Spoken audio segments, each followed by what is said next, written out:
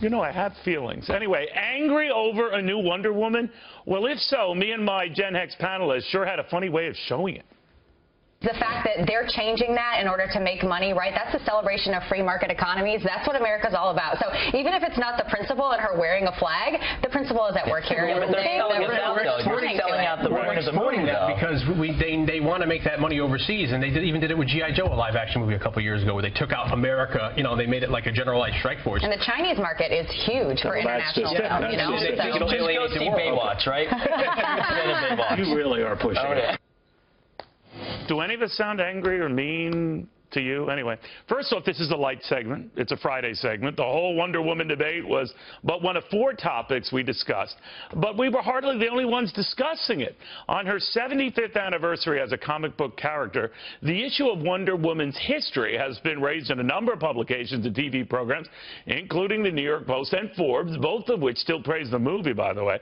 But here's what I noticed. This started with some left-wing site called Media Matters and was quickly picked up virtually verbatim, I might add, by everyone from Entertainment Weekly and Vanity Fair to Business Insider and even some foreign websites. That alone was interesting. By the way, where do they get their news? But I digress. Regardless, if you bought their version of what we said, perhaps I should share what we actually said. Here are the points that many on the left left out. Point 1, no one panned the movie. We just focused on the math behind the movie and the fact that 70% of revenues for big budget movies like these come from abroad these days. We know the rationale and cited the director of Captain America, no less, for similarly toning down the America-only patriotism to appeal to as broad an audience as possible. Point 2, we pointed out Wonder Woman's director was American and one of its stars an American pilot. We got that. We said that. We never tried to hide that. Point 3, not once did we compare this Wonder Woman to the Linda Carter version of the 1970s. Now, plenty of other publications and shows did, including the Post, which did accurately note how in that 1970s series, Wonder Woman's patriotic roots down to the red, white, and blue colors of her outfit. See the comparison here? Well, they brought it up. Point 4, we agree to disagree on whether it was a good movie or a good move, but having seen this movie for myself, I think it's a very good movie. But we all agreed that fellow panelist Mike Gunzelman was out of his freaking mind crazy to suggest we should watch Baywatch instead. Now, as I told Guns, you are pushing it. He laughed, we laughed.